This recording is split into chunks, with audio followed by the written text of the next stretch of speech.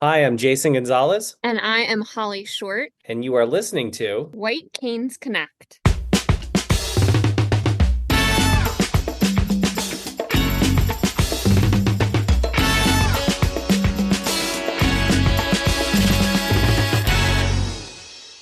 Hey there, PA Federationists. Welcome to another episode of White Canes Connect, presented by the National Federation of the Blind of Pennsylvania. My name is David Goldstein. Joining me today is contributor Simon Bonenfant. Simon, what do we have on tap today? We are going to be talking to the folks from the Delaware County Intermediate Unit, or DCIU as the acronym goes, and they will be holding two fairs for transition age parents and students on April 9th and 10th. And I spoke with Jason Gonzalez and Holly Short, who are both representatives from the DCIU, about the wonderful work that they're doing and how folks can take advantage of the resources that they have to offer. So Jason Gonzalez is a professional development specialist there. He works a lot with supporting disabled students on technology and working to maximize their needs and maximize their potential. And Holly Short is a orientation and mobility specialist. And it just so happens that I actually worked with Holly when I was in high school and I received services from the DCIU. So it kind of came full circle a little bit there. And as I mentioned, they are having two fairs on Tuesday night, the 9th of April from 5:30 to 7. They're having a parent transition fair, and they're going to have 43 agencies serving the disability community at their headquarters in Morton, Pennsylvania. The NFB of Pennsylvania Keystone chapter will be represented. I will be there. David will be there, a few other folks. And that's going to be for parents. And then on Wednesday, April 10th, from 9:30 a.m. to 1:30 p.m., that's the student portion of the transition fair. And again, they're going to have 43 groups that are going to be there, all ready to serve the disability community in the best way possible. So it was a great opportunity to speak with them and just to learn about what they do day to day. And we talked a lot about what drives them as a teacher and what advice they would give to students, parents, and teachers.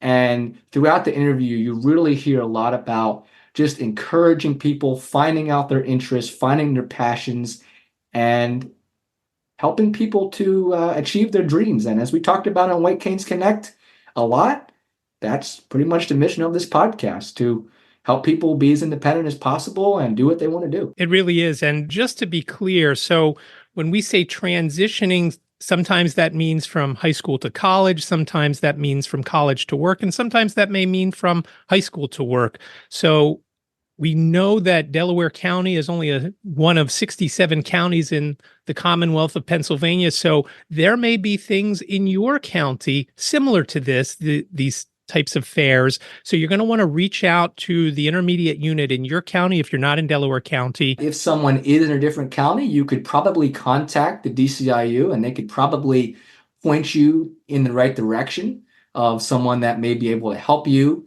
in getting services that you would need. In terms of other opportunities, the link will be in the show notes as well to a video that the DCIU produced that talks about some of these career opportunities and shows some examples of people that are succeeding in different fields. So there is something for everyone in this interview, even though if you're not from Delaware County, as David said, we do have some opportunities that you can take away and can learn from this and grow your knowledge as well. Yeah, and that's something that's very important. And again, reach out to your county's intermediate unit for help. You can also reach out to BBVS. There are things that they will provide you with when you're transitioning from high school to college or college to work or whatever the case may be.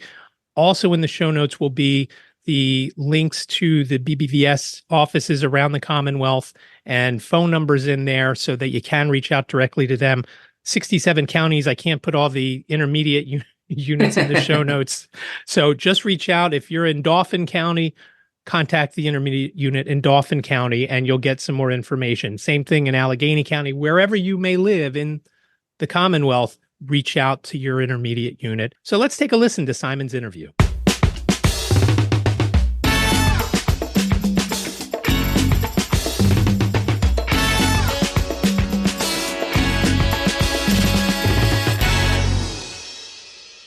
Well, Jason and Holly, it's wonderful to be speaking with you today. Thank you both for taking the time out of your very busy schedules to tell us about the wonderful organization that you both work for. You both do such wonderful work.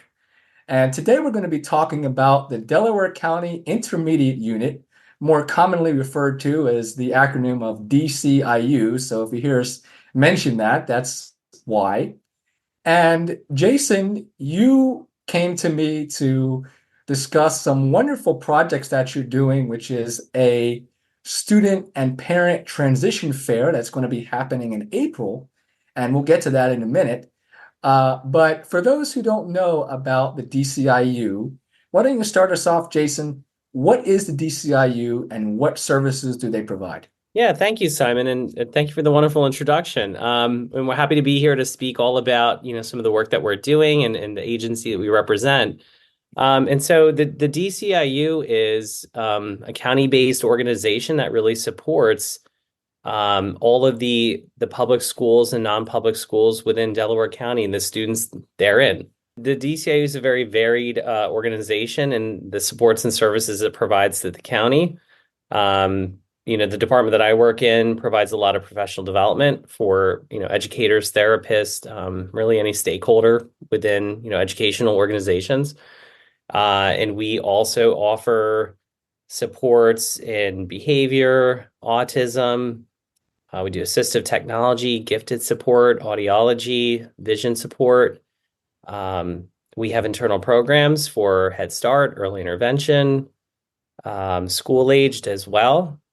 And we offer instructional coaching. We offer behavioral supports in many different sort of formats, as well as MTSS. And I know I'm throwing a lot of acronyms around, but that's education. And there are too many to name.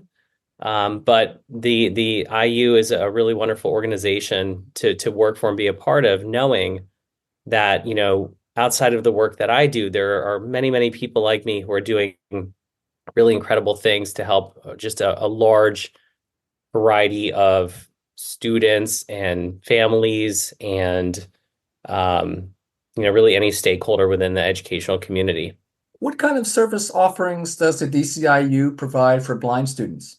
So we have an amazing team of, the vision and orientation and mobility support at the IU, and we provide services to any student in the county that is, blind or visually impaired, including students with CVIs. We get referred students. We can provide, functional vision assessments, orientation mobility assessments. We can help do staff trainings on how to work and travel with students who are visually impaired. We can also do material adaptation, produce large print books, produce tactile maps, produce Braille material as well. We also can provide technology support and then also expanded core curriculum training and support as well. That's great. Yes, you really offer a wonderful array of services. And I will say that, Holly, I had the pleasure of working with you. You were my mobility instructor for many years. So I'm definitely well aware of the wonderful work that you're doing. Oh, well, thank you. Yes, you were an excellent student, I will say. Great. Figured I had to mention that, since we are on White Canes Connect. So exactly, it makes sense. You and there. I spent a lot of time doing some orientation and public transportation, so makes sense to mention it. Great. So, as I mentioned earlier, the DCIU will be holding 2 transition fairs that are going to be coming up for transition-aged students and their parents. Jason, can you explain a little bit about that? And why don't you start off by talking about what does it mean to be a transition-age student? First of all, thank you for the opportunity to be able to participate in this and get the word out. And, we're looking at every avenue and every possible opportunity to share this to get, families and students engaged. So secondary transition is part of a student's educational journey, and when we think about life after high school, right, and what supports and what services are really available, it's imperative that teams are considering that and that teams are working on that at an early age. So as per the federal guidance is 16, Pennsylvania has that age at 14. So if a student is turning 14 within their annual IEP year, we have to begin the process of secondary transition planning. And what that entails in short is that students be part of their IEP team